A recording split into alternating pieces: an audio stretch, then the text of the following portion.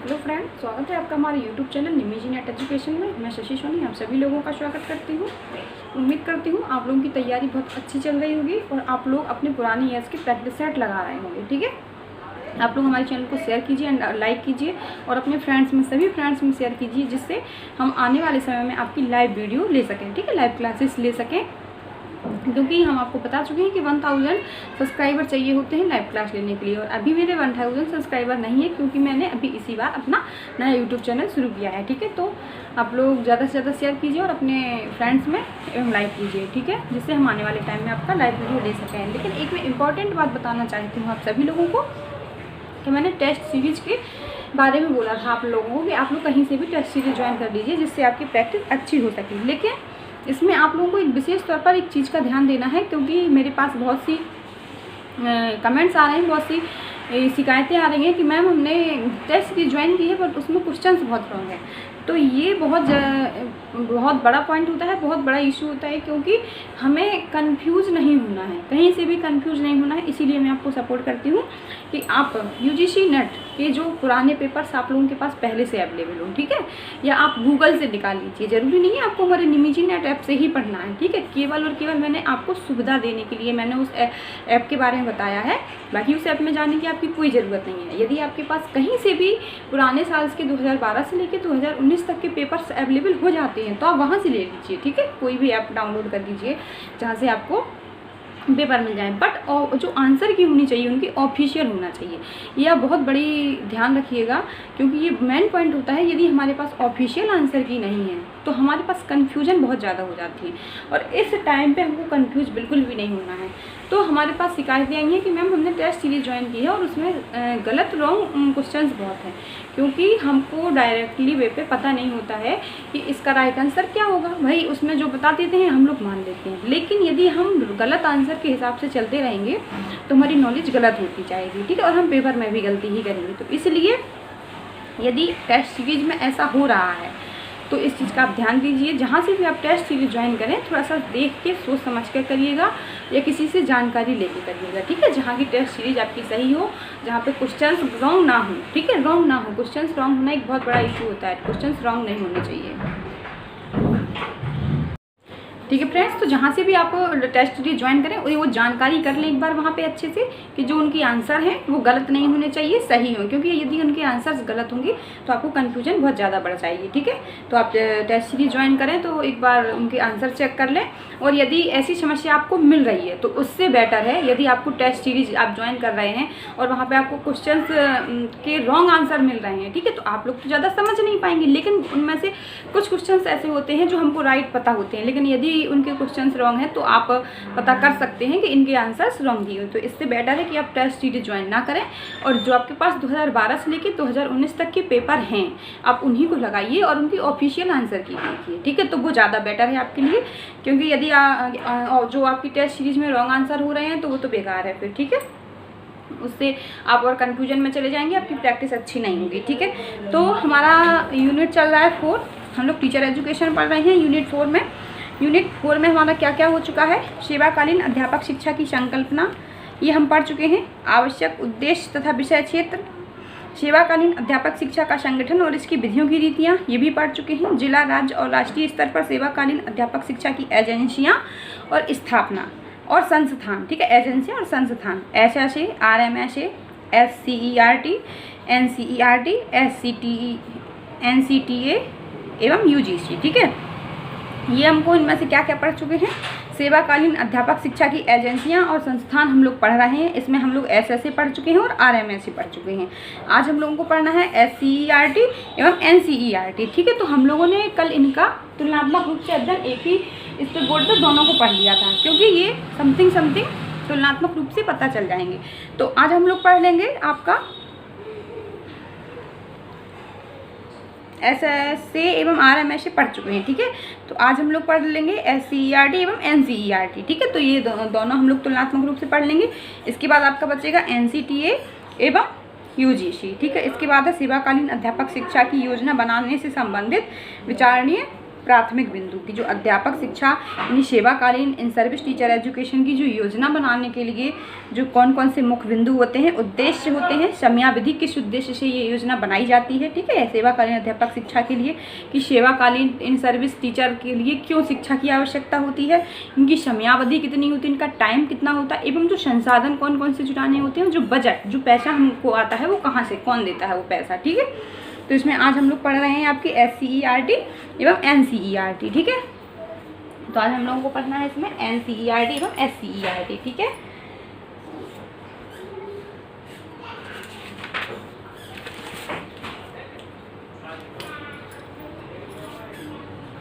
SCERT, ठीक है, और यहाँ पर पढ़ना है हमको NCERT, ठीक है। आपका यूनिट 4 चल रहा है, यूनिट 4 का पार्ट C, ठीक है। पार्ट C में ये सारी चीज़ें दी हुई हैं। ये पार्ट C आपका बड़ा है, ये मतलब कि पूरा टीचर एजुकेशन आप लोगों को यहाँ पे पढ़ना है कि टीचर एजुकेशन की कौन कौन सी संस्थाएं हैं और कौन कौन सी एजेंसियाँ हैं जो टीचर एजुकेशन के लिए कार्य करती हैं, ठीक है। तो यहाँ पर हमारा यूनिट 4 चल रहा है, यूनिट 4 का पार्ट C, इससे हमको ये पढ़ना है, ठीक है। तो इसको हिंदी में क्या कहते हैं और इसको क्या कहते हैं, तो SCERT एवं NCERT, इसको हिंदी में बोलते हैं आपका राष्ट्रीय शैक्षिक अनुसंधान प्रशिक्षण, राज्य शैक्षिक अनुसंधान एवं प्रशिक्षण परिषद, राज्य शैक्षिक अनुसंधान एवं प्रशिक्षण परिषद, ठीक है। तो ये नाम इनकी आप याद रखना, इसको बोलते हैं राज्य शैक्षिक अनुसंधान एवं प्रशिक्षण परिषद, शॉर्ट में बोलेंगे SCERT, ठीक है। और इसको बोलते हैं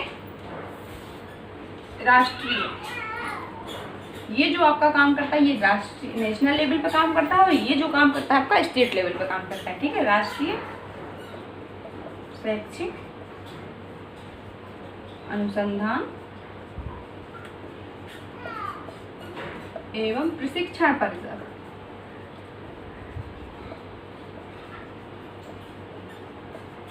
ठीक है। तो आपको हम लोगों को ये पढ़ना है NCERT एवं SCERT। तुलनात्मक रूप से हम यहाँ पे आपको एक ही बार में सारे समझा देंगे। ये जो काम करता है आपका NCERT ये राष्ट्रीय लेवल पे काम करता है और जो आपका SCERT ये स्टेट लेवल पे, राज्य लेवल पे काम करता है, ठीक है। राष्ट्रीय शैक्षिक अनुसंधान एवं प्रशिक्षण परिषद जो NCERT है, इसकी स्थापना आपकी 1 अप्रैल 1961 को हुई थी, ठीक है। इसकी स्थापना आपकी 1 अप्रैल 1961 में हुई थी, ठीक है। लेकिन वास्तविक रूप से इसने अपना कार्य प्रारंभ किया 1 सितंबर, ठीक है, 1 सितंबर 1961, ठीक है। तो वास्तविक रूप से जब इसने अपना कार्य प्रारंभ किया, स्थापना तो इसकी 1 अप्रैल 1961 में हुई थी, लेकिन वास्तविक रूप से जब इसने अपना कार्य प्रारंभ किया तो 1 सितंबर 1961 किया। तो यदि वास्तविक आपसे पूछा जाए और शुरुआत पूछा जाए तो 1 अप्रैल, ठीक है, और यदि वास्तविक पूछा जाए तो 1 सितंबर माना जाएगा, ठीक है। इसका मुख्यालय दिल्ली में है, ठीक है। इसका मुख्यालय कहाँ है, दिल्ली में। इसका जो मुख्य रूप से कार्य है, जो हमारी प्राथमिक शिक्षा है, ठीक है, प्राथमिक शिक्षा का स्वरूप कैसा होगा, उसके उद्देश्य क्या होंगे, उसमें किस तरीके की परीक्षा प्रणाली चलेगी, किस तरीके की किताबें चलेगी, किस तरीके का पाठ्यक्रम होगा, ये सब कौन निर्धारित करता है, आपका NCERT, ठीक है।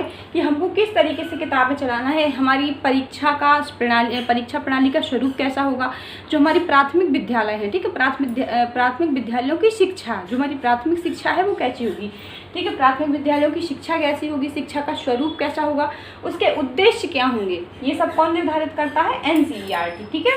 तो एक ये किसके लिए, एक सलाहकार के रूप में भी काम करता है जो NCERT है, एक एडवाइस के रूप में भी काम करता है। ये एडवाइस देता है, सलाह देता है किसको, MHRD को, मानव संसाधन विकास मंत्रालय को ये सलाह देता है, ठीक है। किसके लिए, जो शिक्षा से संबंधित जो भी समस्याएं हैं उनके बारे में ये MHRD को सलाह देता है, ठीक है। तो ये, और इसका जो वित्त पोषण है, ठीक है, तो ये मानव संसाधन विकास मंत्रालय को सलाह देता है।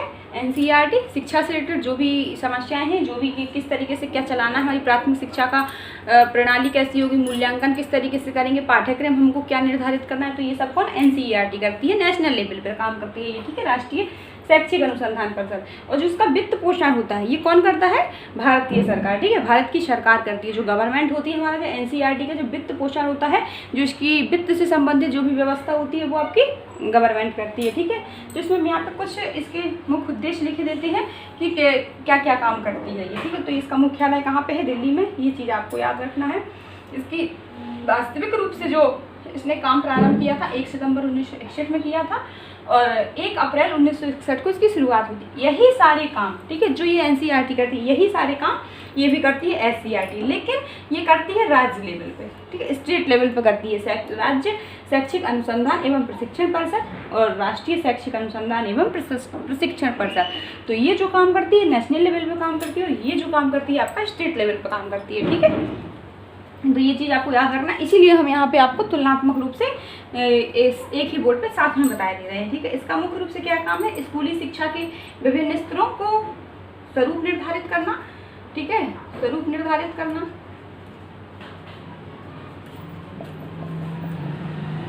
किसका?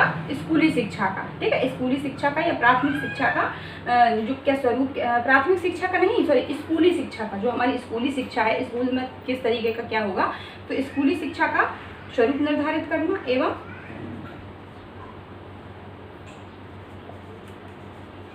उनके उद्देश्य निर्धारित करना। ठीक है, उद्देश्य निश्चित करना।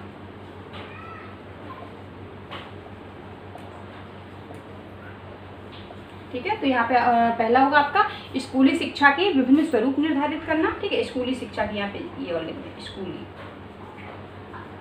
स्कूली शिक्षा। ठीक है, स्कूली शिक्षा के जो स्वरूप हैं उनको निर्धारित करना एवं उनके उद्देश्यों को निश्चित करना कि हमारी स्कूली शिक्षा के क्या क्या उद्देश्य हैं, क्या हमारा पाठ्यक्रम होगा जिनको हमको पार करना है। ठीक है, दूसरा होगा शिक्षा विधियाँ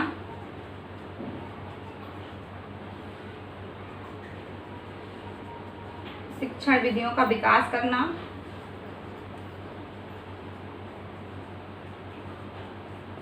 तथा पाठ्यक्रम तथा पाठ्य पुस्तकों का निर्माण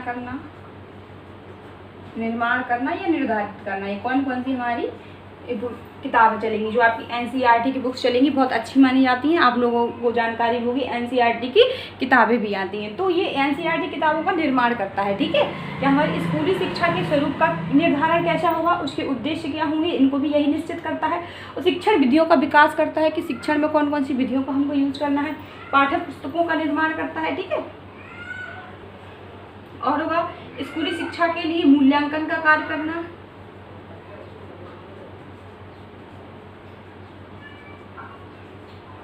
शिक्षा के लिए मूल्यांकन का कार्य करना।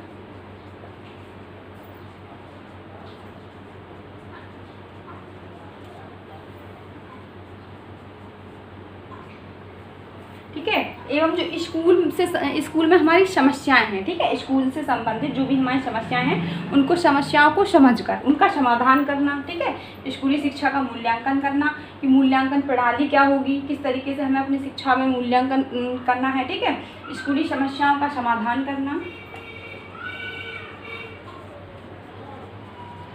ठीक है, समस्याओं को पहले समझना। ठीक है, स्कूली समस्याओं को समझना एवं समाधान करना।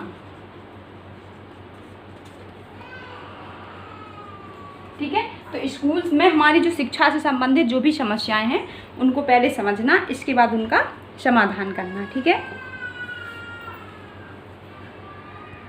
ठीक है, तो आपका ये सभी एनसीईआरटी काम करती है। स्कूली शिक्षा से संबंधित जो सूचनाएं होती हैं उनको एकत्रित करना, आंकड़ों को एकत्रित करना, उनके आधार पे स्कूली व्यवस्था का संचालन करना। ठीक है, तो ये सभी किसमें आती हैं? जो जवाहर नवोदय विद्यालयों में जो इंट्रेंस एग्जाम होता है, ठीक है, जो प्रवेश परीक्षा होती है, उनका संचालन कौन करता है? आपका एनसीईआरटी करती है। तो इससे संबंधित ये समझ में आ गया। इसके जो 4 संस्थान हैं, ये एनसीईआरटी के 4 संस्थान हैं जो मुख्य रूप से यहाँ पे बताते हैं।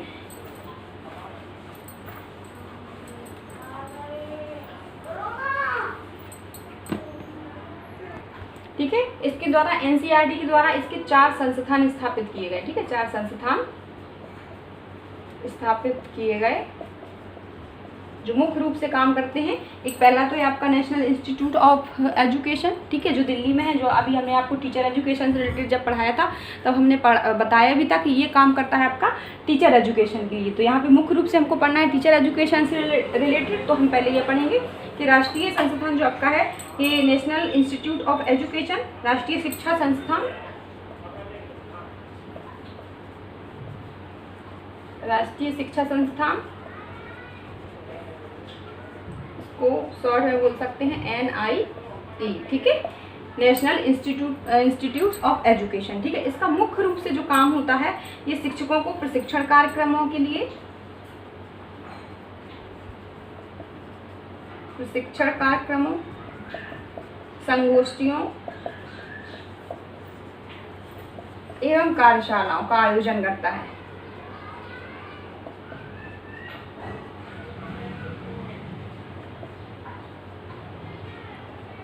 कार्यशालाओं का आयोजन करता है, ठीक है। तो इसका मुख्य रूप से जो काम होता है ये शिक्षकों की शिक्षा व्यवस्था के लिए एवं प्रशिक्षण कार्य के लिए, ठीक है। तो कार्यक्रमों को, संगोष्ठियों को एवं कार्यशालाओं का आयोजन करता है। अभी जब हमने टीचर एजुकेशन के बारे में पढ़ाया था तो हमने आपको इसके बारे में बताया भी था। जो NCERT का ही ये संस्थान है, जो राष्ट्रीय शिक्षा संस्थान, ये अध्यापक शिक्षा के लिए कार्यक्रमों का आयोजन करता है, संगोष्ठियों का आयोजन करता है एवं कार्यशालाओं का आयोजन करता है, जहाँ पे क्या टीचर्स एजुकेशन दी जाती है, ठीक है। शिक्षकों को, जो इन सर्विस टीचर हैं, जो जॉब में टीचर्स हैं, उनको शिक्षा दी जाती है, ठीक है। एवं जो स्कूल शिक्षा में विभिन्न शोध कार्य होते हैं, ठीक है, उनको भी ये कौन करता है आपका राष्ट्रीय शिक्षा संस्थान, ठीक है। स्कूली शिक्षा में, स्कूली शिक्षा के विभिन्न क्षेत्रों में जो शोध कार्य होते हैं, ठीक है, शोध कार्य भी कौन कराता है आपका NIE, ठीक है, नेशनल इंस्टीट्यूट ऑफ एजुकेशन, ठीक है। विभिन्न क्षेत्रों में शोध कार्य कराना किसका काम होता है, इसके लिए, ठीक है। तो पहला आपका संस्थान ये है राष्ट्रीय शिक्षा संस्थान। दूसरा संस्थान है आपका केंद्रीय शैक्षिक तकनीकी संस्थान, ये भी आपका कहाँ पे है, दिल्ली में है, ठीक है। इसका मुख्यालय आपका NCERT का मुख्यालय कहाँ है, दिल्ली में। इसका भी हमने आपको मुख्यालय बताया था, दिल्ली में है, ठीक है। तो इसके जो संस्थान है ये राष्ट्रीय शिक्षा संस्थान NIE, ये दिल्ली में है। दूसरा आपका केंद्रीय शैक्षिक तकनीकी संस्थान, केंद्रीय शैक्षिक तकनीकी संस्थान, ये भी आपका दिल्ली में है, ठीक है। ये मुख्य रूप से क्या काम करता है, इसको इंग्लिश में बोलते हैं central institute of educational technology, ठीक है, central institute of educational technology, केंद्रीय शिक्षक तकनीकी, ठीक है, केंद्रीय शैक्षिक तकनीकी संस्थान, ये कहाँ पे है आपका, दिल्ली में, ठीक है। तो central institute of educational technology, ठीक है। तो यह संस्थान आपकी शिक्षा सहायक सामग्री, शैक्षिक तकनीकी, शैक्षिक दूरदर्शन, शैक्षिक रेडियो के लिए सॉफ्टवेयर तैयार करता है, ठीक है, ठीक है। यह जो संस्थान है आपका क्या शिक्षा में जो तकनीकी से संबंधित जो भी कार्य होते हैं ये वो करता है, शैक्षिक सहायक सामग्री के लिए काम करता है, ठीक है। यह आपका शैक्षिक सहायक सामग्री, ठीक है, शिक्षा सहायक सामग्री, शिक्षा सहायक सामग्री, शैक्षिक तकनीकी, शैक्षिक दूरदर्शन,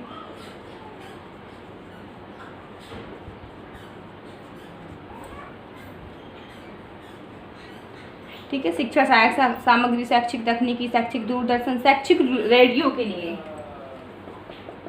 शिक्षा से संबंधित जो भी कार्य हैं आपके शैक्षिक रेडियो के लिए क्या काम करता है, ये सॉफ्टवेयर तैयार करने का काम करता है, ठीक है, सॉफ्टवेयर तैयार करता है, सॉफ्टवेयर तैयार करता है, ठीक है। तो ये समझ में आ गया, ये दो संस्थान हैं आज इसके, और दो और हम अभी बताते हैं, ये आपने देख लिए कि मुख्य रूप से जो हमारे शिक्षा से रिलेटेड जो भी तकनीकी से संबंधित जो भी काम होते हैं, जो शिक्षा सहायक सामग्री होती है हमारी, शैक्षिक तकनीकी, जो दूरदर्शन होती है, शैक्षिक रेडियो के लिए जो काम होता है, इसके लिए जो सॉफ्टवेयर तैयार किए जाते हैं ये कौन करता है आपका केंद्रीय शिक्षा संस्थान है, ठीक है, केंद्रीय शिक्षा शैक्षिक तकनीकी संस्थान करता है।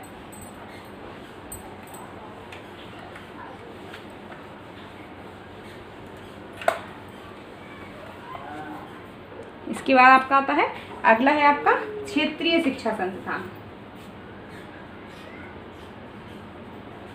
क्षेत्रीय शिक्षा संस्थान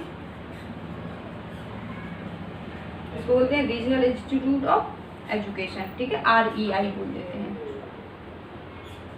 RIE, regional institute of education, ठीक है। ठीक है, क्षेत्रीय शिक्षा संस्थान RIE, ये मुख्य रूप से इसके 4 संस्थान हैं। इसको पहले कहा जाता था क्षेत्रीय शिक्षा महाविद्यालय के नाम से जाना जाता था, ठीक है। ये जो आपका क्षेत्रीय शिक्षा संस्थान है इसको मुख्य रूप से क्षेत्रीय शिक्षा महाविद्यालय के नाम से जाना जाता था। इसमें 4 मुख्य रूप से आते हैं आपके, अजमेर, ठीक है, भोपाल, भुवनेश्वर, मैसूर एवं शिलोंग। ये 5 आपके मुख्य रूप से आ जाते हैं। इनको RIE regional institute of college भी बोलते हैं, ठीक है, रीजनल इंस्टीट्यूट ऑफ एजुकेशन, ठीक है। तो इनको रीजनल इंस्टीट्यूट ऑफ कॉलेज भी बोलते हैं क्योंकि इनको पहले क्षेत्रीय महाविद्यालय कहा जाता था। अजमेर, भुवनेश्वर, भोपाल, मैसूर एवं शिलांग, ठीक है। इनका जो मुख्य रूप से काम होता है, जो आपका BEd एवं MAd की जो पाठ्यक्रम का संचालन होता है, मुख्य रूप से इनका काम होता है कि BEd एवं MAd इत्यादि के पाठ्यक्रम का संचालन कराना, ठीक है। BEd एवं MAd के पाठ्यक्रम का संचालन कराना।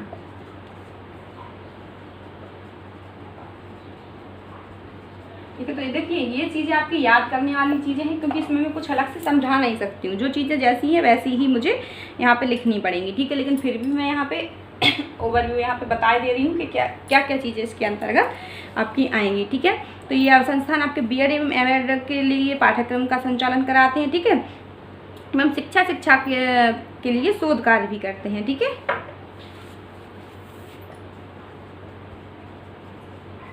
शिक्षा के लिए शिक्षा पर शोध कार्य करते हैं, शोध कार्य करते हैं,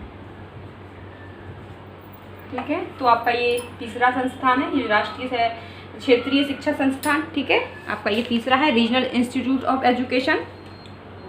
इसके बाद आपका चौथा आता है पंडित सुंदरलाल शर्मा केंद्रीय व्यावसायिक शिक्षा संस्थान। शर्मा केंद्रीय व्यावसायिक शिक्षा संस्थान, व्यावसायिक शिक्षा संस्थान। ये कहाँ पे आपका, भोपाल में है। तो ये चीज़ आप याद रखना, ये राष्ट्रीय शैक्षिक अनुसंधान एवं प्रशिक्षण परिषद है जो इसका NCERT के ये इन्होंने 4 इसके संस्थान हैं। तो ये जो 3 है ये आपके रीजनल कॉलेज हैं, ठीक है, ये आपके अजमेर, भोपाल, भुवनेश्वर, ये रीजनल कॉलेज है। इसके बाद ये जो यहाँ ये तीसरा, इसके बाद ये चौथा है पंडित सुंदरलाल शर्मा केंद्रीय व्यावसायिक शिक्षा संस्थान। ये कहाँ पर है आपका, भोपाल में है, ठीक, भोपाल में है, ठीक है।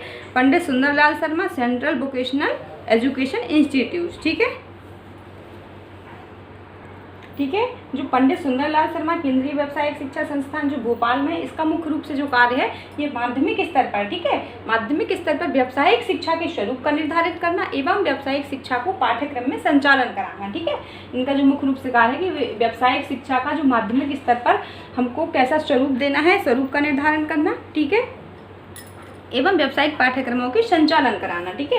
जो व्यावसायिक पाठ्यक्रम है माध्यमिक स्तर पर इनका संचालन कराना एवं इनके स्वरूप का निर्धारण करना। तो जो इसके उद्देश्य क्या होंगे, यही होंगे कि पंडित सुंदरलाल शर्मा केंद्रीय व्यावसायिक शिक्षा संस्थान ये क्या काम करता है, माध्यमिक लेवल पर आपके व्यावसायिक शिक्षा वोकेशनल एजुकेशन का स्वरूप निर्धारण करता है एवं व्यावसायिक शिक्षा का पाठ्यक्रम में संचालन कराता है, ठीक है। तो इसके NCERT की ये मुख्य रूप से कार्य थे।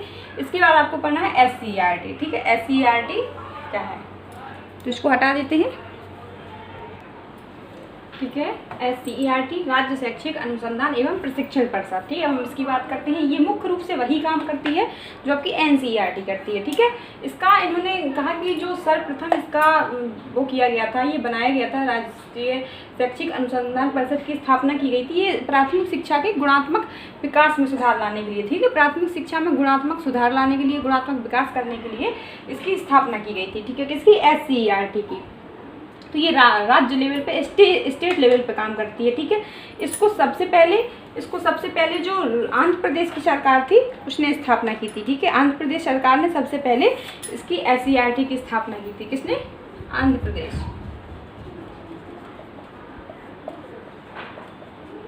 प्रदेश सरकार ने सबसे पहले अपने यहाँ इसकी SCERT की स्थापना की थी। ठीक है, इसका मुख्य रूप से क्या काम था? इसका मुख्य रूप से काम था कि राज्य के प्राथमिक एवं उच्चतर माध्यमिक स्तर पर पाठ्यचर्या का निर्माण करना। ठीक है, प्राथमिक एवं उच्चतर माध्यमिक, ठीक है, उच्चतर माध्यमिक पाठ्यचर्या का निर्माण करना। ठीक है, यही काम किसका था? NCERT का भी था। ठीक है, NCERT में भी हमने आपको बताया था कि इसमें क्या था कि प्राथमिक एवं उच्चतर स्तर पर निर्माण करना। ठीक है, शिक्षण सहायक सामग्रियों का निर्माण करना,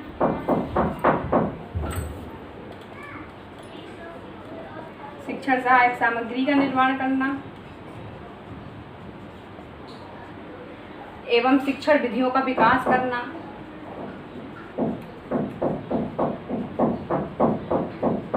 शिक्षण विधियों का विकास करना। ठीक है, शिक्षण सहायक सामग्री का निर्माण करना, शिक्षण विधियों का विकास करना एवं ये कहते हैं अध्यापकों की शिक्षा हेतु प्रशिक्षण कार्यक्रमों का आयोजन करना।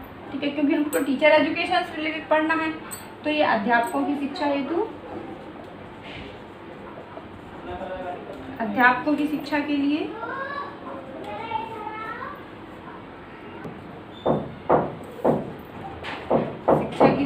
प्रशिक्षण कार्यक्रम का आयोजन करना। ठीक है, प्रशिक्षण कार्यक्रम आयोजन करना।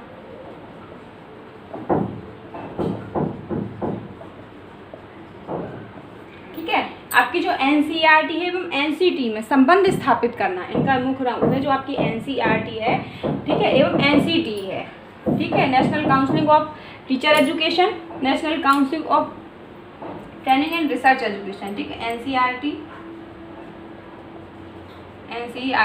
एवं NCT में संबंध स्थापित करना, संबंध स्थापित करना, क्योंकि जो NCT है मुख्य रूप से आपका national council of teacher education के लिए बनाया गया। ठीक है, और जो आपका NCERT ये आपका पाठ्यक्रम निर्माण के लिए भी काम करता है, और ये मुख्य रूप से आपका टीचर एजुकेशन की शिक्षा व्यवस्था पर काम करते हैं। ये आपकी प्राथमिक, माध्यमिक एवं टीचर एजुकेशन के लिए भी काम करता है। तो इनमें आपस में संबंध स्थापित करना। ठीक है, तो ये क्या काम करता है? NCERT एवं NCT में संबंध स्थापित करना। ठीक है, NCERT एवं NCT से संबंध स्थापित करना एवं शिक्षा से संबंधित, ठीक है, शिक्षण की जो नई नई जानकारी है, जो नई नई तकनीकी नवाचारों के माध्यम से, ठीक है, शिक्षण में जो नई नई प्रविधियां यूज करना है, नए ज्ञान का विकास प्रशिक्षण के माध्यम से टीचर्स को देना। ठीक है, प्रशिक्षण के माध्यम से, उनके पाठ्यक्रमों के माध्यम से एवं उनकी जो शिक्षण सहायक सामग्री है, ठीक है, एवं जो नवीनतम जो मूल्यांकन प्रविधियां हैं, ठीक है, नई नई तरीके से जो मूल्यांकन प्रविधियां, मूल्यांकन के नए नए तरीके आ रहे हैं, उससे संबंधित ज्ञान, जो नवाचार है उसका ज्ञान, ठीक है, नई नई टेक्निक का ज्ञान किसको? टीचर्स को देना, किसके? प्रशिक्षण के माध्यम से। ठीक है, और इसमें क्या करता है, जो आपका अनुसूचित जाति है, अनुसूचित जनजाति है, OBC SC ST ये जनरल कैटेगरी आती है, इनकी जो इनको स्कॉलरशिप दी जाती है, ठीक है, वजीफा दिया जाता है, इनकी योजना बनाना कौन काम करता है? SCERT। ठीक है, जो हमको ये स्कूलों में वजीफा वगैरह मिलता है, ये कौन इसकी योजना बनाता है? SCERT। ठीक है, तो ये पॉइंट्स मैं यहाँ पे लिख दे रही हूँ। शिक्षण सहायक सामग्री,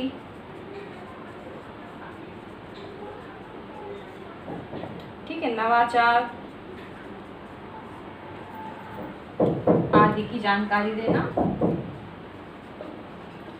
जानकारी। इसके अंतर्गत आपका मूल्यांकन की प्रविधियां भी आ जाएंगी। ठीक है, मूल्यांकन की मूल्यांकन की जानकारी या मूल्यांकन की प्रविधियों की जानकारी, ठीक है, जानकारी देना किस तरीके से, शिक्षक प्रशिक्षण के माध्यम से, ठीक है, प्रशिक्षण के माध्यम से, प्रशिक्षण के माध्यम से जो टीचर्स को, जो इन सर्विस टीचर्स को जो ट्रेनिंग दी जाती है, जो प्रशिक्षण दिया जाता है, इसके माध्यम से इनको शिक्षण सहायक सामग्री, नवाचार एवं जो मूल्यांकन की नई प्रविधियों की जानकारी टीचर एजुकेशन के माध्यम से दे जाना। एवं जो आपकी ओबीसी, एससी, एसटी जो कैटेगरी है, इनके लिए आपका स्कॉलरशिप या वजीफा बोलते हैं जिसको, ठीक है, वजीफा, ठीक है, वजीफा की योजना बनाना, ये किसका काम है, आपका SCERT, ठीक है। और जो टीचर एजुकेशन की गुणात्मकता में विकास करना, ठीक है, प्राथमिक शिक्षा के लेवल पर, माध्यमिक शिक्षा लेवल पर टीचर्स के गुणों में विकास करना, ये सब किसका काम है, आपका SCERT का। इनको शोध कार्य कराना, जो स्कूली लेवल पर एवं अध्यापक शिक्षा के लेवल पर जो शोध कार्य, जो रिसर्च कार्य कराते होते हैं, ये कौन कराता है, आपका SCERT कराता है, ठीक है। इसके बाद पाठ्य पुस्तकों का निर्माण करना, ठीक है, पाठ्य पुस्तकों का निर्माण एवं उनका प्रकाशन करना, ठीक है, एवं प्रकाशन, ठीक है। अध्यापक शिक्षा के लिए जो आपका पाठ्यक्रम, ठीक है, जो आपका जो अध्यापक शिक्षा के लिए पत्राचार पाठ्यक्रम की व्यवस्था करना, ठीक है, पत्राचार पाठ्यक्रम की व्यवस्था करना, ये कौन करता है, सब आपके SCERT करता है, ठीक है। स्टेट पाठ्यक्रम की व्यवस्था करना,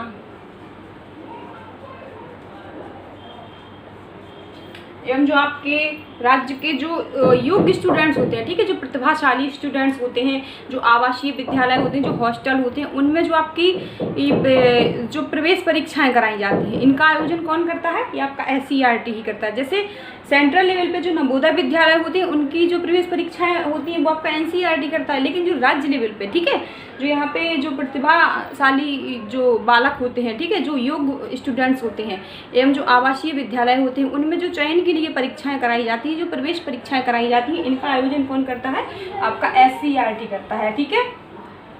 तो ये सारे काम जो आपके SCERT के हैं, सारे के सारे लेवल आप इनको और डिटेल से पढ़ लीजिएगा, ठीक है, और डिटेल से आप इनको पढ़ लीजिएगा तो आपको बहुत अच्छे से क्लियर हो जाएगा, ठीक है। तो इसके बाद आपके सिलेबस में आपका आता है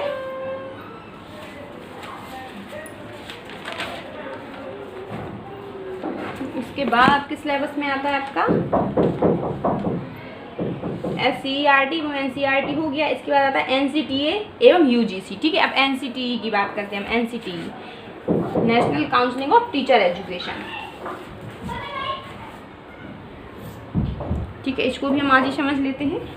इतना आप लोग को सभी को समझ में आ गया। और बाकी आपके पास जो नोट्स हो या जो बुक्स हो उनसे आप और डिटेल से पढ़ लीजिएगा। मुख्य पॉइंट जो यहाँ पे थे हमने आपके सारे क्लियर कर दिए। और ये आपको देखिए याद करने वाली चीज़ें हैं, आपको कोई भी टीचर बोल के नहीं पिला सकता है, आपको याद करनी पड़ेगी, ठीक है। हम यहाँ पे आपको केवल समझा सकते हैं, बाकी रटा नहीं सकते हैं, ठीक है।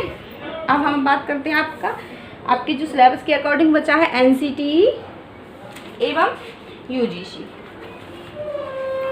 सेवाकालीन अध्यापक शिक्षा की एजेंसियां, NCTE एवं UGC,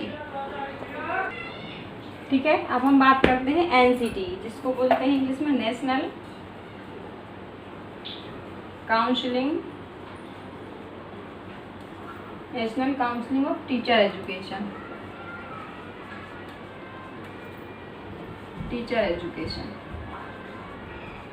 ठीक है। NCTE मुख्य रूप से टीचर एजुकेशन के लिए बनी हुई है। टीचर एजुकेशन से जो भी संबंधित जो भी काम होते हैं ये कौन करता है, आपका NCTE करता है, ठीक है। मुख्य रूप से टीचर एजुकेशन के लिए ही ये बनाई गई है, राष्ट्रीय अध्यापक शिक्षा परिषद, इसको हिंदी में बोलते हैं राष्ट्रीय अध्यापक शिक्षा परिषद,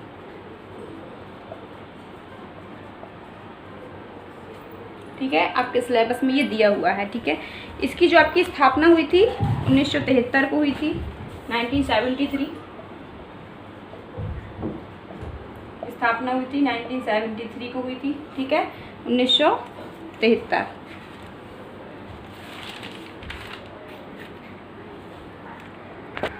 लेकिन इसको संवैधानिक दर्जा कब दिया गया, इसको स्थापना तो हुई थी 1973 में, लेकिन संविधान में दर्जा कब दिया गया, संविधानिक दर्जा दिया गया इसको कब, 1993 में दिया गया। ठीक है, 1993 में इसको दोबारा से संविधान में दर्जा दिया गया एवं 1995 में इसको दोबारा से पुनर्गठित किया गया। ठीक है, पुनर्गठित किया गया किसको, एनसीटी को। ठीक है, इसका मुख्यालय आपको पता होगा दिल्ली में है। ठीक है, इसका मुख्यालय दिल्ली में है।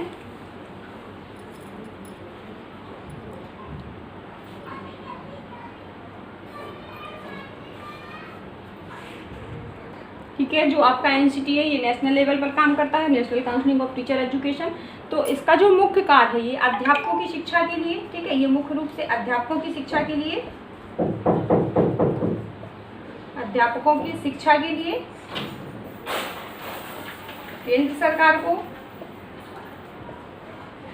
केंद्र सरकार एवं राज्य सरकार और यूजीसी, ठीक है, यूजीसी विश्वविद्यालयों को सलाह देता है। ठीक है, जो आपके टीचर एजुकेशन से रिलेटेड अध्यापकों की शिक्षा के लिए जो आपके सेंट्रल गवर्नमेंट जो सेंट्रल यूनिवर्सिटीज़ है एवं जो स्टेट यूनिवर्सिटी है यूजीसी से रिलेटेड जो भी विश्वविद्यालय हैं इनको सलाह देता है। ठीक है, किसके लिए, टीचर एजुकेशन के लिए। इसका मुख्य रूप से ये काम होता है। ठीक है, एवं जो आपके शिक्षा संस्थाओं के लिए जो मानदंड निर्धारित करता है कि किस आधार पर उनको प्रवेश में लिया जाएगा, किस एजुकेशन आपकी क्वालिफिकेशन के आधार पर आपको उसमें निर्धारित किया जाएगा। ठीक है,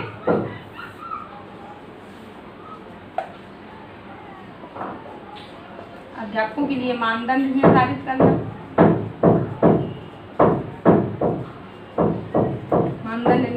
करना, ये कौन काम करता है, आपका NCT, national council of teacher education, कि टीचर्स के क्या आपके मानदंड होंगे। ठीक है, किस आपकी उनकी क्वालिफिकेशन होगी। शिक्षा संस्थाओं के लिए मानदंड निर्धारित करना। ठीक है, शिक्षा संस्थाओं के लिए पाठ्यक्रम का निर्धारित करना, के लिए जो संस्थाएं हैं इनमें पाठ्यक्रम क्या होगा।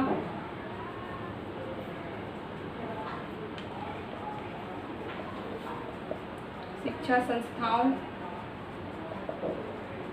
के लिए पाठ्यक्रम निर्धारित करना,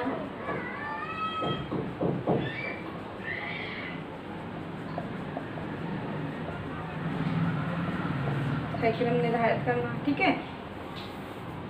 और यदि कोई विश्वविद्यालय खोला जा रहा है, ठीक है, कोई भी विश्वविद्यालय मान लीजिए खोला जा रहा है तो उसको मान्यता प्राप्त करना, कौन देगा मान्यता, उसको एनसीटी। ठीक है, उसकी मान्यता देता है कौन, यदि कोई भी संस्था नया खोलना है तो इसमें देखिए साफ साफ लिखा हुआ है शिक्षा संस्थाओं के लिए पाठ्यक्रम निर्धारित करना, किसी भी प्रकार की नई शिक्षा संस्था को मान्यता देना, उसका निरीक्षण करना एवं निम्न उच्च स्तरीय संस्थाओं को मान्यता समाप्त करना। जो आपकी निम्न स्तर की संस्थाएं हैं जिनकी शिक्षण की क्वालिटी सही नहीं है उनकी जांच करना, उनका निरीक्षण करना एवं उनको समाप्त करना। ठीक है, यदि फिर भविष्य में वो अपना काम सही रूप से करती है तो उनको फिर से वो मान्यता दे सकता है। कोई भी संस्थान है यदि वो सही ढंग से कार्य नहीं कर रही है तो उसकी मान्यता को समाप्त भी कर सकता है, और यदि उसको फिर से दोबारा से उसको पुनर्गठित कर सकता है, उसको निरीक्षण करके उसको दोबारा से उसको मान्यता दे सकता है। ठीक है, एनसीईआरटी शिक्षा से संबंधित जो भी संस्थान है, शिक्षा संस्था है, उनको मान्यता भी दे सकता है एवं उनका निरीक्षण करना भी इसी का काम है। ठीक है, एवं शिक्षा के क्षेत्र में शोध कार्य एवं नवाचारों के प्रयोग को बढ़ाना। ठीक है, शिक्षा के क्षेत्र में शोध कार्य एवं नवाचारों के प्रयोग को बढ़ाना, प्रयोग को बढ़ावा देना या बढ़ाना। ठीक है,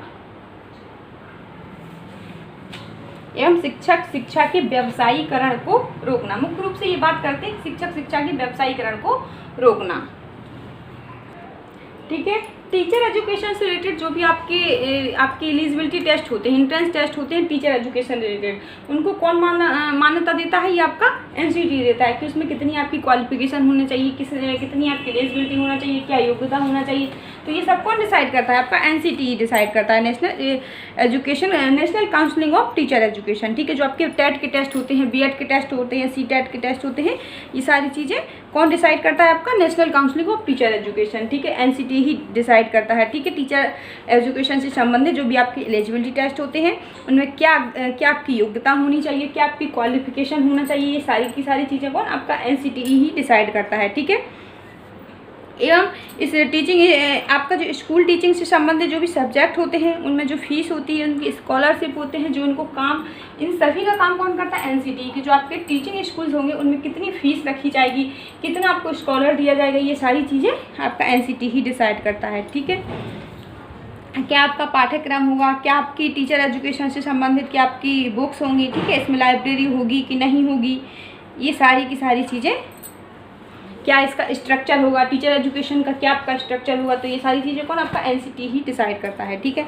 अब हम इसका कुछ और पढ़ लेते हैं टीचर एजुकेशन के संबंध में, कि मुख्य रूप से इनकी प्रशिक्षण के लिए ये क्या कहता है, ठीक है, ठीक है। टीचर एजुकेशन से रिलेटेड सारी चीज़ें आपकी यही आती हैं। जैसे मुख्य रूप से इसमें आपका होता है अध्यापक शिक्षा से संबंधित विभिन्न क्षेत्रों के संबंध में सर्वेक्षण एवं अध्ययन करना, प्राप्त परिणामों को प्रकाशित कराना, ठीक है। अध्यापक शिक्षा के लिए उपयुक्त योजनाएं, कार्यक्रम तैयार करने के लिए केंद्रीय सरकार, राज्य सरकार, विश्वविद्यालय अनुदान आयोग की अनुशंसा करना, ये सारी चीज़ें देखिए जो हम इसमें आपके टॉपिक्स पढ़ रहे हैं, सारे टॉपिक हम यहाँ को आपको समझा चुके हैं, ठीक है। देश में अध्यापक शिक्षा के विकास का समन्वय एवं पर्यवेक्षण करना, विद्यालयों तथा मान्यता प्राप्त संस्थाओं में शिक्षक के रूप में नियुक्त किए गए न्यूनतम अर्हताओं से संबंधित मार्गदर्शन देना, ठीक है। जो भी आपके मानदंड निश्चित किए गए हैं, मान्यता प्राप्त संस्थाओं में शिक्षक के रूप में नियुक्त किए गए हैं, जो भी आपकी मान्यता, आपकी क्या क्वालिफिकेशन होगी, क्या एलिजिबिलिटी होगी, इस चीज़ की बात करता है, ठीक है। अध्यापक शिक्षा के लिए विशिष्ट प्रकार के पाठ्यक्रमों अथवा प्रशिक्षण हेतु मानक निर्धारित करना, ये भी देखिए हम अभी आपको बता चुके हैं। मतलब यही पॉइंट सारे आपके बुक्स में भी मिलेंगे जो आपके यहाँ पे हम बताए दे रहे हैं, ठीक है। इसमें प्रवेश हेतु पात्रता मानक, उम्मीदवारों की चयन पद्धति, पाठ्यक्रम की अवधि, पाठ्यक्रम विषय वस्तु, पाठ्यचर्या प्रकार की सभी सम्मिलित होती है। मतलब कि वही कि जो आप टेस्ट दे रहे हैं, एलिजिबिलिटी टेस्ट देते हैं, इसमें आपकी क्या मान्यता होगी, ठीक है, किस प्रकार से आपको प्रवेश दिया जाएगा, किस प्रकार से आपका पाठ्यक्रम निश्चित किया जाएगा, क्या आपका मानदंड निर्धारित होगा, ठीक है, क्या आपकी एलिजिबिलिटी होगी और क्या आपका रिजल्ट निकलेगा, किस तरीके से, ये सारी चीज़ें इसमें कौन प्रदान करता है? आपका NCTE। सारी चीज़ें निर्धारित आपका NCTE ही करता है, ठीक है। तो ये आपको NCTE के बारे में समझ में आ गया होगा कि अध्यापकों के लिए क्या क्या काम होते हैं, कि कोई भी स्कूल है, कोई भी संस्थान को मान्यता दे सकता है, निरीक्षण कर सकता है, उसको मान्यता हटा भी सकता है, ठीक है। क्या इसमें लाइब्रेरी होनी चाहिए, क्या इसका स्ट्रक्चर होना चाहिए टीचर एजुकेशन का, टीचर एजुकेशन से रिलेटेड जितने भी कार्य होते हैं आपके NCTE करता है, ठीक है, ठीक है। टीचर एजुकेशन के मानकों का निर्धारण एवं संरक्षण करना मुख्य रूप से, ठीक है। अध्यापक शिक्षा के मानकों का निर्धारण एवं संरक्षण करना, अध्यापक शिक्षा संस्थाओं को फैकल्टियों की भर्ती कराना, मुख्य रूप से एक ये भी इसका मेन पॉइंट है, अध्यापक शिक्षा संस्थानों में फैकल्टियों की भर्ती कराना, ठीक है। अध्यापक शिक्षा संस्थाओं में फैकल्टियों की भर्ती कराना, फैकल्टियों की भर्ती कराना, ठीक है। तो आपका ये NCTE था, ये आपके समझ में आ गया होगा। अगला आपके सिलेबस में है, अगला आपके सिलेबस में दिया हुआ है UGC। इसके बाद आपकी जो सेवाकालीन अध्यापक शिक्षा की एजेंसियां एवं संस्थान थे ये समाप्त हो जाएंगे, ठीक है। UGC की बात भी हम आज ही कर लेते हैं। वीडियो बड़ा हो रहा है क्या?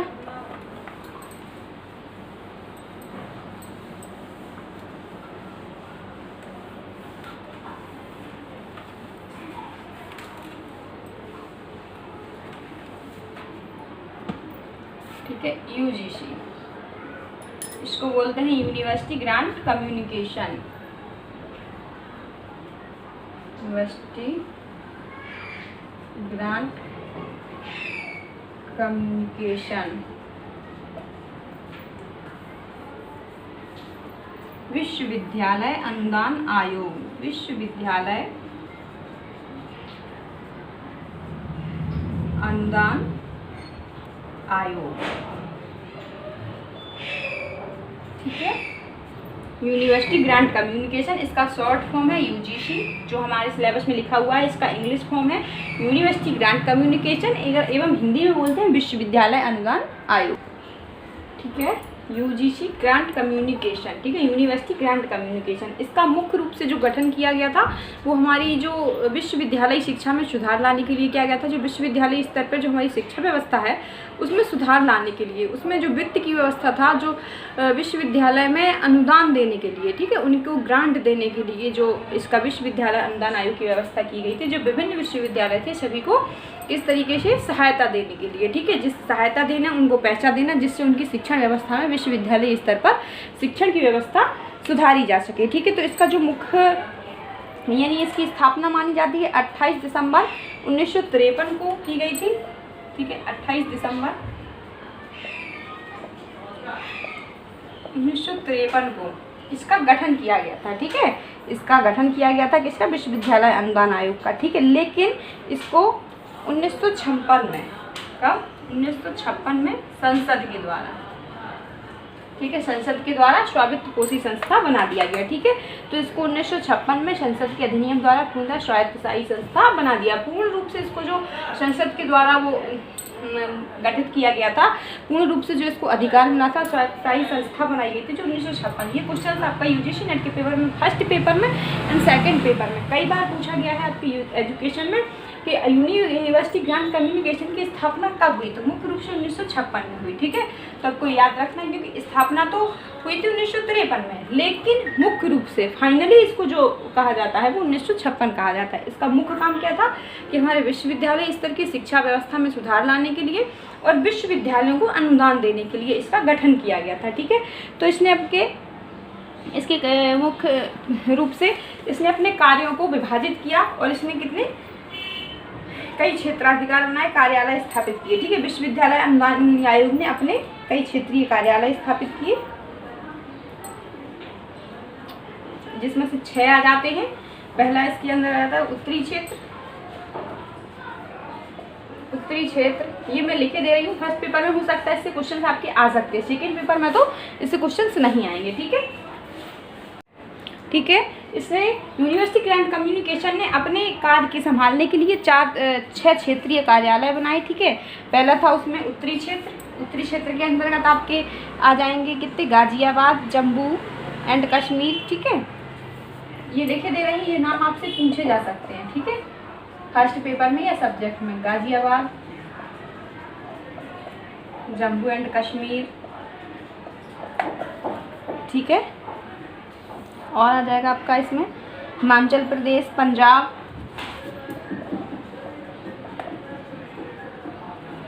हिमाचल प्रदेश, पंजाब,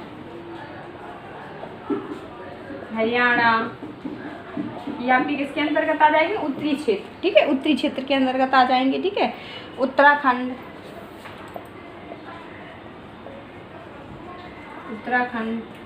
एवं उत्तर प्रदेश। ठीक है, ये इसके अंतर्गत आ जाएंगे। इसके बाद आपका आएगा केंद्रीय क्षेत्र। केंद्रीय क्षेत्र,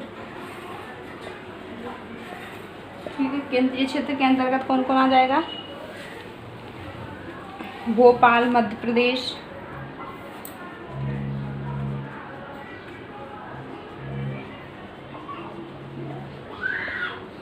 ठीक है, भोपाल, मध्य प्रदेश, छत्तीसगढ़ एवं राजस्थान, छत्तीसगढ़ एवं राजस्थान। ये सारे आपके आ जाएंगे केंद्रीय क्षेत्र के अंतर्गत। ठीक है, ये 6 इनके क्षेत्रीय संस्थान उन्होंने बनाए, 6 बनाए हुए हैं जिन्होंने अपने मतलब कार्य को एक सही तरीके से हमारा कार्य हो सके, क्योंकि एक यूनिवर्सिटी ग्रांट कम्युनिकेशन सब जगह तो सारे विश्वविद्यालयों को तो देख नहीं सकता, तो इन्होंने ये 6 अलग अलग बना दिए कि जिससे ये सभी जगह अपने सभी विश्वविद्यालय स्तर की शिक्षा है जिसमें सुधार लाया जा सके। ठीक है, इनके वित्त की व्यवस्था की जा सके, इनके ग्रांट की व्यवस्था यहाँ पे की जा सके। इसके बाद आ जाता है आपका पश्चिमी क्षेत्र। पश्चिमी क्षेत्र में ये आपसे क्वेश्चंस में इनके नाम पूछे जा सकते हैं। ठीक है, तो आपको ये नाम याद करने पड़ेंगे। पश्चिमी क्षेत्र, इसमें आ जाएगा पुणे, महाराष्ट्र, पुणे महाराष्ट्र, गोवा एवं गुजरात। ठीक है, इसके बाद आपका आ जाएगा दक्षिणी क्षेत्र।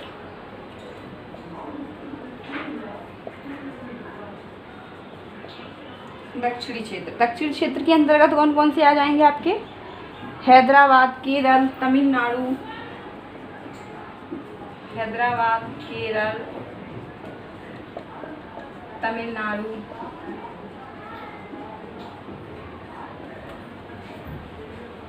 आंध्र प्रदेश एवं कर्नाटक।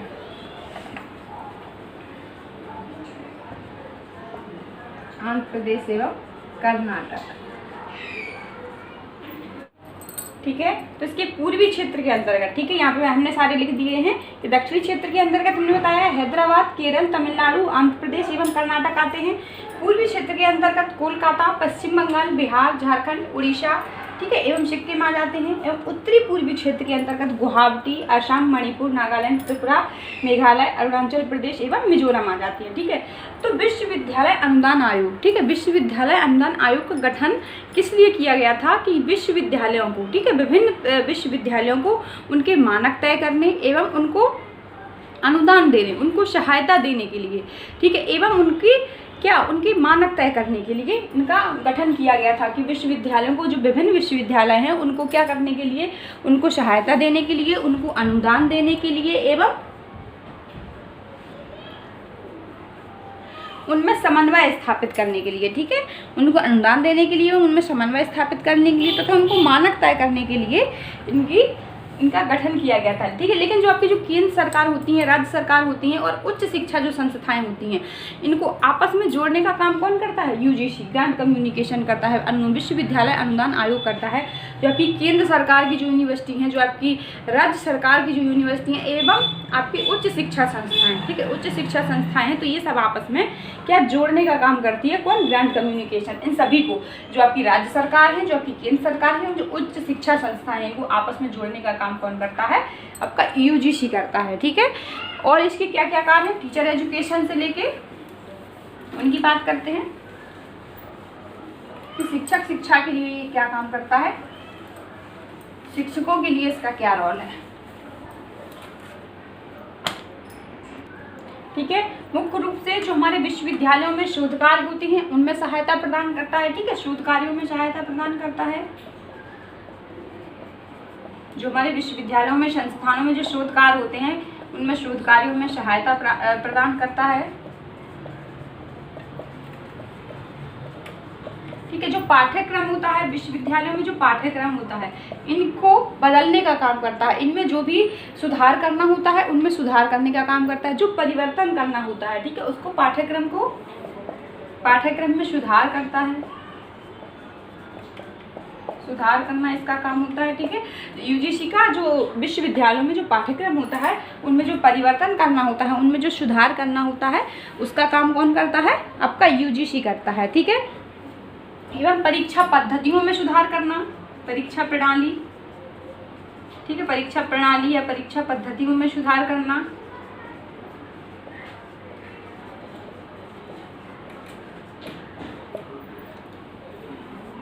ठीक है, तो ये आपके किसके? यूजीसी के कार्य बता रहे हैं। ठीक है, और जो टीचर्स को, यहाँ पे जो टीचर्स की भर्ती की जाती है, जो शिक्षकों के लिए चयन किया जाता है, उनकी क्या न्यूनतम योग्यता होगी, इसका डिसाइड कौन करता है? इसका डिसाइड कौन करता है? आपका यूजीसी करता है। ठीक है, शिक्षकों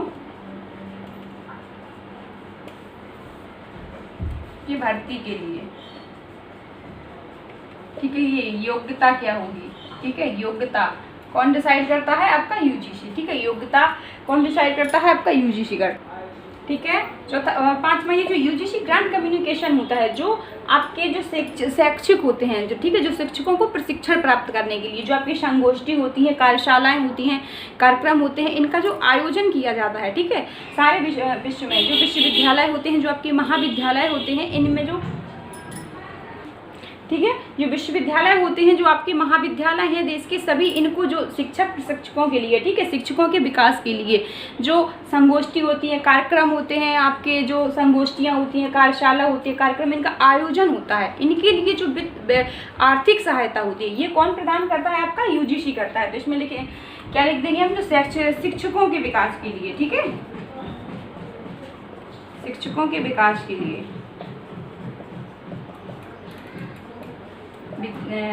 महाविद्यालय, विद्यालय एवं महाविद्यालय,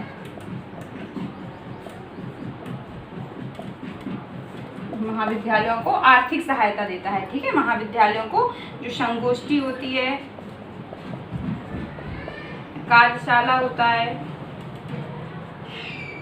ठीक है, और भी आदि होती है, संगोष्ठी कोई कार्यशाला हो गया, कार्यक्रम आदि का आयोजन किया जाता है, ठीक है, आदि का आयोजन किया जाता है। तो इनके लिए जो आर्थिक सहायता होती है, ये कौन प्रदान करता है? आपका यूजीसी प्रदान करता है। ये किसके लिए? जो टीचर्स को जो प्रशिक्षण दिया जाता है, इनसे क्या होता है कि टीचर्स का विकास होता है। जब वो संगोष्ठी में भाग लेते हैं, कार्यशाला में भाग लेते हैं, ये कार्यक्रम में वो भाग लेते हैं, तो इनसे क्या होता है कि उनका विकास होता है। तो इनमें जो आर्थिक खर्चा आता है, उसका जिम्मेदारी कौन लेता है? आपका यूजीसी ग्रांट कम्युनिकेशन, ठीक है। दूसरा और आपका हो जाएगा कि जैसे जो विश्वविद्यालयों में और विद्यालयों में जो छात्र शिक्षा प्राप्त कर रहे हैं, ठीक है, जो स्टूडेंट शिक्षा ले रहे हैं, उनमें जो अनेक योजनाएं होती हैं, जैसे कुछ विद्यालय कई जो विश्वविद्यालय से रिलेटेड कई योजनाएं बनाई जाती हैं, जो कि कौन बनाता है? आपका यूजीसी बनाता है। छात्राओं को क्या आपका जो स्कॉलरशिप दिया जाता है, छात्रवृत्ति दी जाती है, ठीक है, छात्रवृत्ति देते हैं। और जो कुछ विकलांग स्टूडेंट्स होते हैं, कुछ विकलांग बालक होते हैं, उनके लिए स्पेशली अलग से कुछ सहायता दी जाती है। तो ये सब कौन करता है? आपका ये यूजीसी करता है, ठीक है। तो आप इसमें एक पॉइंट लिख सकते हैं कि छात्रवृत्ति एवं विकलांग